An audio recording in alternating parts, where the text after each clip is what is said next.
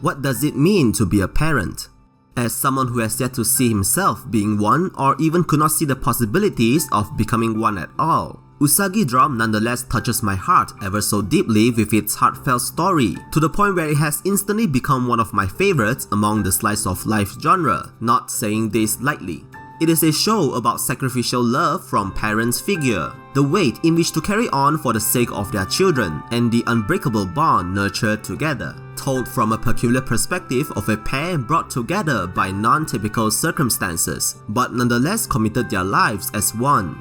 Kawachi Daikichi, a single salaryman in his early 30s, and Kaga Rin, his legitimate aunt by official term but a 6-year-old child. The deliveries of the subject in this show are truly excellent. All the moments of emotional payoffs always spoke with me so much that I would understand them without the need to further question how these characters convey love.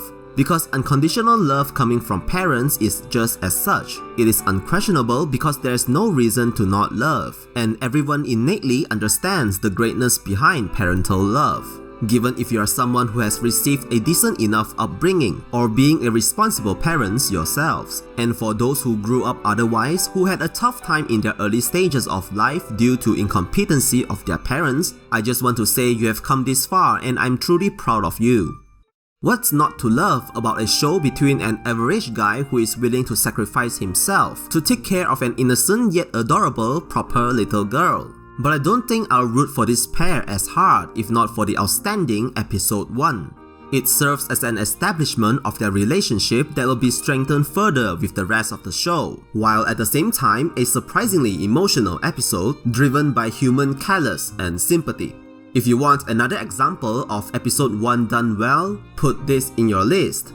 It is a heavy start, stems from the ugly reality of ours.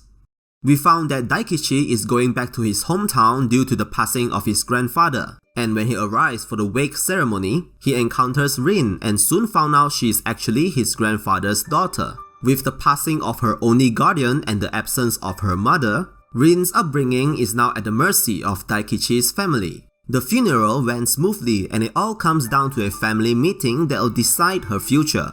Throughout the discussion, everyone expresses their concerns and reasonings. Some questions her illegitimacy, and the others unwilling to adopt what seems to them a baggage. Disgusted by everyone's response, Daikichi stands up and invites Rin to live under his care, and their bond tied from there on. Daikichi's repulsive reaction was one that reflects my own pent-up rage while going through the funeral. After he took the initiative, all the other family members had this extremely surprised reaction. That's the moment when it snapped in my mind. Why are they so surprised when the sole purpose of the family meeting is to figure out who is going to take her in? It is simple, really, because none of them plan to take the responsibility at the first place. Their prolonged discussion was only a facade, a self-pampering process to justify themselves as being responsible adults, playing hot potato until someone spouts out the only solution that is already sitting in everyone's mind, sending the kid to a childcare center. At least we have done something for the kid, they thought. But in truth, nobody was thinking for Rin's best interest to begin with. Rin was indeed a surprise to them, but they see her as if she's an enemy, not a victim. Everyone has already made up their mind, claiming that Rin cannot converse well enough and deeming her problematic. But they are the ones who never even bother to approach her properly. Not even once we see the adults trying to converse with Rin, and it was only Daikichi alone who initiated a conversation with her, understood that she is indeed part of the family. It only took one step forward to realize Rin cares as much or even more about the passing of her dad than anyone else in the room. As young as not even knowing the concept of death, she shed tears for a loss of someone important. Yet she was not given the chance to be understood by the adults. Daikichi's sister is comfortable making remarks about how Daikichi never comes home. But when it comes to Rin, she is the first one to step away to avoid such responsibility. The aunties insist on second-guessing Rin's lineage even though there's a childcare handbook as proof. The fact that a quiet girl doesn't get treated better than an obnoxious, loud, and misbehaving grown woman in the same room irks me to the very core. It didn't even crosses their minds that Rin is capable of behaving well, while there's a stark contrast walking example spewing her foul mouth under the same roof. To make things worse, the discussions are held with Rin's presence. The poor girl was not even brought to another room. She was listening to everything being thrown around, including her future. It is a showcase of human selfishness and bias within the family structure. They are more willing to forgive whatever misbehaviors committed by a fellow family member. Because children can do no wrong, they are innocent. This was a sentence I constantly encounter when I used to hang around parent groups back in the days. Youngsters who misbehave or being disrespectful are under protection by this remark, but the same pardon wasn't given to Rin, just because she has a murky background that the adults didn't bother to investigate. I can't possibly express the anger I've gone through witnessing the family's ignorance throughout the entire episode. It got me riled up so much that the initial version of this script was about expressing the disgust and my utmost disrespect on everyone, judging their morale while insulting their humanity and lack thereof. But it was also because of this purposefully depiction, I grew to root for Daikichi and Rin from the bottom of my heart right from the get-go. The rest of the show will then stir towards a much more uplifting and wholesome tone, but I am glad there is such an ugly contrast right at the beginning to make me invested 100%. It was certainly uncomfortable watching the actions of the adults and the elders, but I won't deny there are a lot to sympathize in their line of logic and their sense of responsibility. Life is tough as it is. Nobody would want a sudden curveball being thrown at them and mess up their current tempo of life, especially one that is not caused by themselves. Which brings me to realize the other reoccurring theme of Usagi Drop, in contrast with the unconditional love, and that is circumstances. Aside from showing the perspective on Daikichi being an amateur guardian, the show would also go out its way to explore other issues related to parenting or maternity in the workforce by unveiling backstories of certain side characters. Though the attention given was brief, they are nonetheless engaged with the same type of bond, but with different angles and circumstances. Their inclusion might be the author's acknowledgement regarding to these problems woven within society. The consequences of these family issues are ultimately cracks within society that people would fall into. Single parents, divorce, family abandonment, you name it. And they force a fork road for those who has affected, demanding them to make compromises to live on while bearing responsibilities of being a parent. And it is also through these stories, Daikichi slowly learns the role of a parent and the meaning behind sacrificial love, along with the audience. While it is a no-brainer for parents to prioritize their kids over work or other self-interest, it was none other than Rin's mother, Yoshii Masako, who captures the circumstances aspect so intricately that I started to reassess about a lot of things regarding to the theme and brought out the empathetic nature within me. A character that is supposedly to be universally hated due to her decision of dumping Rin behind is surprisingly the most interesting written character I found within Usagi Drop. Strap on because we are about to dissect.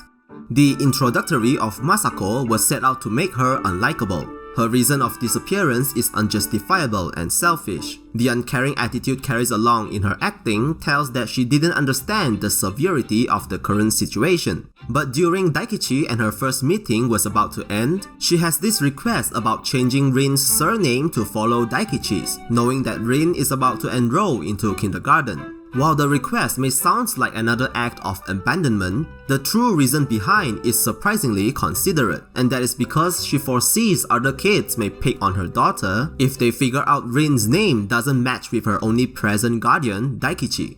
This is the exchange that had me thinking about this character. First off, the way she talks here caught my full attention. Up until this point, her dialogue delivery had always been loose, lacked in confidence and awkward, which is very on point with her supposedly character. But when she's requesting this particular favor, her confidence noticeably rises up ever so slightly. This sudden change of her tone serves as a signal telling us that she indeed still cares about her daughter. But what I got out from this scene doesn't stop here. There's an underlying reason why she's persistent about the request. And here I present to you my speculation that this is probably a hint, a window to her past, telling us she was a victim of school bully and that she doesn't want history to repeat and befall on her daughter. All these suspicions came to me after the last scene of the episode. When Masako receives a call from Daikichi informing her that Rin wanted to keep her surname, she stood away from work and proceeds to munch down a bunch of pudding. A guy beside her then suggests she should slow down with her gluttony, to which she replies, "It's okay, I am a dame ningen anyway." This reaction tells me she is frustrated due to the fact that her request, the one that she made an effort to convey for the sake of Rin, didn't come to fruition. Hence, she proceeds to self-deprecate. Her method to calm herself down, the same method hinted during her conversation with Daikichi at the restaurant, and then on a later episode. A subtle gesture that conveys her disappointment. Carry on with the same line of logic, everything pieces together quite well when I try to link them up. Her slightly passive personality, doubled with difficulty on conveying her emotions, suggests she might have had a tough childhood, the product of school bully or the likes, hence the renaming request. Why is she willing to bear a child, or even fall in love with an old man? Perhaps because the kindness coming from Daikichi's grandfather was something she had never felt from anyone else before due to a traumatized past. If one gets a taste of genuine kindness, it leading up to a romantic development is not uncommon. She probably became a mangaka due to her nerdy hobby. She clings to her work because it was something she accomplished by her own, the proof of her ability. Hence, she desperately wanting to stay relevant in her line of work. And she's inept at acting her age, which explains her contorted sense of responsibilities. The term dame ningen is often used as an insult to NEET or hikikomori, which suggests she might have been one of them in the past. All this combined, you might build a decent enough image of her past and how they reflect into her current self. She's an individual who acts slightly out of place in social spaces, eccentric, and may or may not have an outlook on life that is vastly different among the normalcy. It is hard to not show at least a degree of sympathy after piecing these subtle informations together. This is not a character we should solely be hating anymore. It is undeniable her irresponsible action of leaving Rin behind was immoral to an extent. But before we judge her through the lens called the societal norm, we should also acknowledge there are circumstances we might not know that affected her thinking, which leads to a conclusive action that is not accepted by the majority. Who knows what kind of life she had led? It is always a cumulative of various reasons compiled together that shapes a person and their outlooks on life. There lies the complexity of circumstances. Masako certainly cares, but she was unable to imagine herself being a mother figure. She doesn't consider herself as Rin's mother anymore due to a certain degree of guilt, but at the same time an excuse to not take responsibility. An inner conflict eerily resembles to how we, as people, gauges on priorities and the likes. The more I think about it, the deeper it runs with this character. There's a certain complexity the show is trying to present through Masako, but it was done very subtly. Someone who seems to be a complete opposite of every other parent in the show, yet so similar coming from the counter direction. Yoshii Masako is definitely the one character that has left an impression so strong that when I think of Usagi Drop, she appears to my mind before anyone else. A character you shouldn't disregard as just an irresponsible parent. The slow but steady progress made between Daikichi and Rin as foster father and daughter is nonetheless a joy to witness. The slight advancement of time in between episodes, which speeds up their bond in the absence of the audience, is a little excessive to me. Probably because they are so precious to me, I wish to experience every single detail between their growth. But what truly matters is the solidity of their relationship and the visibility of their progress. Early in the show, Daikichi literally has zero experience as a guardian. He couldn't explain situations with vocabularies that kids can understand, didn't know how to measure clothing sizes, overly anxious about losing sight of her whenever they go out, sloppy while interacting with her.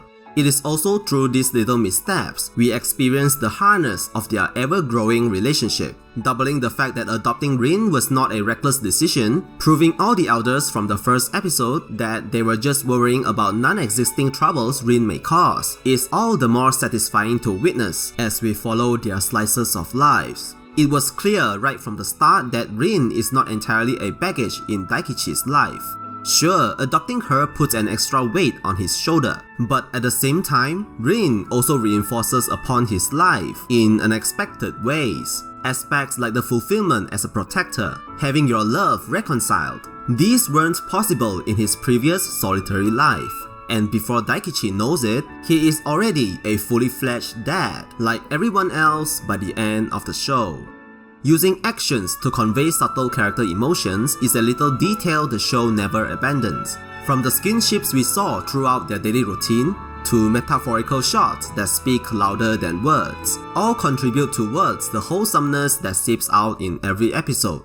Though the show is mainly about parenting, the framework does not solely rely on Daikichi alone as an amateur guardian to send the point across. On one hand, exploring sacrificial love coming from all the parents and how they relinquish circumstances in order to bestow love to their children is touching. On the other hand, Rin's journey of growing up has a lot of nostalgic factor that reminds me and presumably many others of their childhood, striking a good balance between illustrating the hardships from the givers and light-hearted moments we could reminisce as the takers, and perhaps coming to understand what kind of support had been given to us by our parents.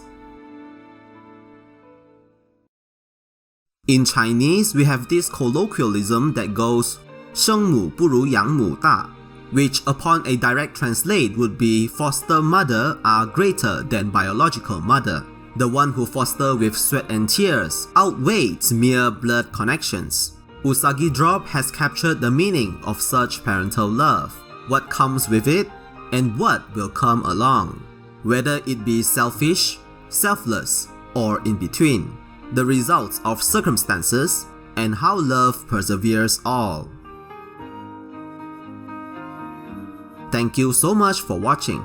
This video, along with many others to come, is pre-made by me for a weekly upload schedule, an attempt to kickstart the channel Moon Anime. It is a shot in the dark, but if it's not too much to ask, please subscribe to my channel. It's a big help if you happen to share my videos around. Leave a comment and let me know what do you think about Usagi Drop, especially on Rin's mother Masako. She's definitely a substantial character in my experience. I would like to know how others perceive this lady and her actions. Though I would like you to keep spoilers away completely, as I have not read the manga yet, but I promise I will get to it someday. You may also follow and tweet at me at MoonAnime9 for occasional thoughts on anime. Any support is highly appreciated, and I will see you from the moon.